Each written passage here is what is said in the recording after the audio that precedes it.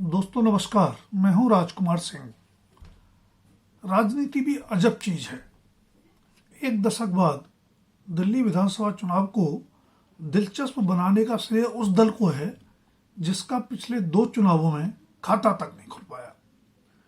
पिछले दो चुनाव में एक तरफा जीत हासिल करने वाली आम आदमी पार्टी को इस बार बहुमत का आंकड़ा पाने के लिए भी एड़ी चोटी का जोर इसलिए लगाना पड़ रहा है कि लगभग 6 महीने पहले लोकसभा चुनाव मिलकर लड़ी कांग्रेस ने भी उसके विरुद्ध मोर्चा खोल दिया है।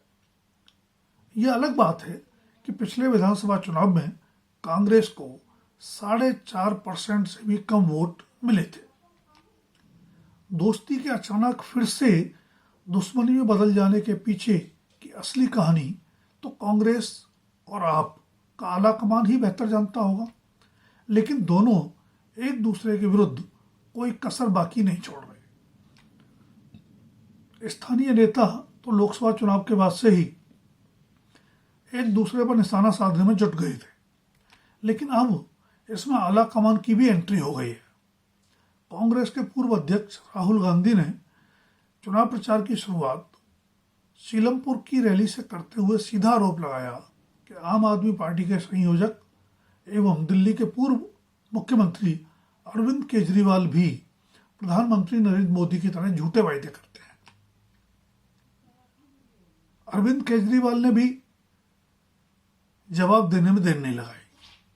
उनकी टिप्पणी थी, राहुल गांधी कांग्रेस बचाने की लड़ाई लड़ रहे हैं जबकि मैं देश बचाने की लड़ाई लड़ रहा हूं।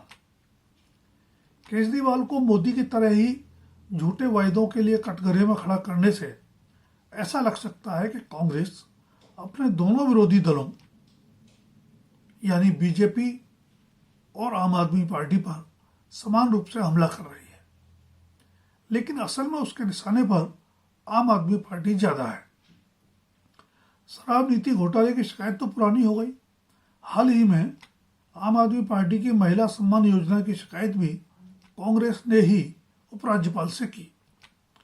नई दिल्ली विधानसभा क्षेत्र से अरविंद केजरीवाल के विरुद्ध चुनाव लड़ रहे पूर्व सांसद संदीप दीक्षित ने पंजाब पुलिस द्वारा कांग्रेस उम्मीदवारों की जासूसी तथा चुनाव के लिए पंजाब से दिल्ली कैश लाए जाने की शिकायत भी एलजी से की। जाहिर है जांच शुरू भी हो चुकी है। कथित शीश महल के मुद्दे पर भी कांग्रेस बीजेपी से कम आक्रामक नहीं है। कांग्रेस इस बार आप के प्रमुख नेताओं की जबरदस्त चुनावी घेराबंदी भी कर रही है। संदीप दीक्षित तो 3 बार कांग्रेसी मुख्यमंत्री रही शीला दीक्षित के पुत्र हैं ही।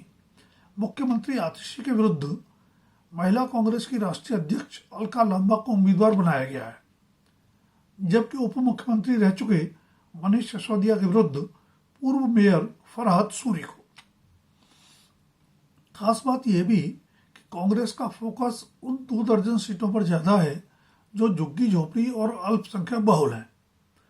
गरीब, दलित और अल्पसंख्यक दिल्ली में कांग्रेस का परंपरागत वोट बैंक रहे, लेकिन 2013 में बनी आम आदमी पार्टी धीरे धीरे उन्हें अपने पाले में ले गई। बेशक इसके लिए कांग्रेस भी कम जिम्मेदार नहीं है। यह देखते हुए भी कि उसी की सरकार पर भ्रष्टाचार के आरोपों के मद्देनजर जन लोकपाल आंदोलन करने वाले अन्ना हजारे के कुछ शिष्यों द्वारा बनाई गई आम आदमी पार्टी ने पहले ही चुनाव में पैरों तले की जमीन छीन ली है। कांग्रेस ने 2013 के विधानसभा चुनाव में सबसे बड़े दल के रूप में उभरी बीजेपी को सत्ता से रोकने के लिए अरविंद केजरीवाल की सरकार दिल्ली में बनवा दी। जब आम आदमी पार्टी ही दिल्ली की राजनीति में बीजेपी को चुनौती देती हुई दिखी तो कांग्रेस के वोट बैंक का और भी बड़ा हिस्सा उसके पाले में चला गया। बेशक उसमें केजरीवाल की लोक लुभावन घोषणाओं की बड़ी भूमिका रही, लेकिन परिणाम यह निकला कि लगातार 3 बार सरकार बनाने वाली कांग्रेस, जो 2013 में 8 सीटों पर सिमट गई थी, 2015 और 2020 के विधानसभा चुनाव में खाता तक नहीं खोल पाई। यह समझना मुश्किल नहीं कि आम आदमी पार्टी मूलतः कांग्रेस से छीने गए जनाधार पर ही खड़ी है। गिरते मत प्रतिशत के चलते कांग्रेस के कुछ नेता भी दूसरे दलों में चले गए।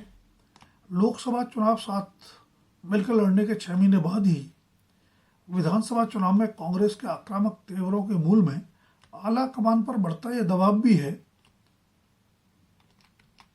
कि देश की राजधानी में ही पार्टी अस्तित्व के संकट से रूबरू है। अगले लोकसभा चुनाव तो बहुत दूर है, तब की रणनीति तब देखी जाएगी।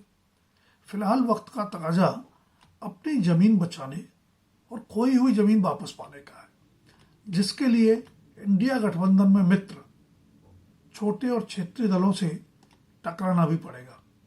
जाहिर है, दिल्ली और पंजाब की सत्ता कांग्रेस से छीनने वाली आम आदमी पार्टी ने गुजरात और गोवा में भी कांग्रेस के जनाधार में बड़ी सेंध लगाकर बीजेपी को अप्रत्यक्ष लाभ पहुंचाया है। 2015 में 70 में से 67 सीटें जीतकर प्रचंड बहुमत हासिल करने वाली आम आदमी पार्टी की 5 साल बाद 5 सीटें कम हो गई। बीजेपी के साथ ही कांग्रेस को भी उम्मीद है कि 10 साल के शासन के बाद सत्ता विरोधी भावना और बढ़ी ही होगी। फिर इस बीच शराब नीति घोटाले और शीशमहल जैसे आरोपों ने केजरीवाल की श्रीमान ईमानदार की उस छवि को भी खंडित किया है, जिसके सहारे वो ज्यादातर दलों और नेताओं को भ्रष्ट बताते रहे। इसलिए आम आदमी पार्टी सरकार की विफलताएं गिनाने से ज्यादा बीजेपी और कांग्रेस का जोर केजरीवाल को कटघरे में खड़ा करने पर है। बीजेपी ने केजरीवाल के विरुद्ध अपने पूर्व मुख्यमंत्री साहिब सिंह वर्मा के पूर्व सांसद बेटे प्रवेश वर्मा को उम्मीदवार बनाया है, तो आतिशी के विरुद्ध भी एक पूर्व सांसद रमेश बधूड़ी को चुनाव मैदान में उतारा गया है। लोक लुभावन वायदों में तो अब कोई दल किसी से पीछे रहना ही नहीं चाहता, रहता भी नहीं। ऐसे में अब चुनाव साख और प्रबंधन पर ज्यादा टिका है। कांग्रेस की कोशिश अपना वोट बैंक वापस छीनने की है, तो बीजेपी की कवायद आम आदमी पार्टी को बहुमत के आंकड़े यानी 36 सीटों से नीचे रोकने की है। पिछले तीनों लोकसभा चुनाव में सभी 7 सीटें जीतने के बावजूद विधानसभा चुनाव में अपमानजनक हार का कड़वा घूंट पीने को मजबूर बीजेपी दिल्ली की सत्ता से अपना वनवास समाप्त करना चाहती है, जिसे अब 27 साल होने वाले हैं। दोस्तों, अगर वीडियो पसंद आए तो लाइक, शेयर और सब्सक्राइब अवश्य करें। कमेंट बॉक्स में आपकी राय का भी रहेगा इंतजार। धन्यवाद। अभी के लिए इतना ही। जल्द फिर मिलेंगे किसी नए विषय के साथ।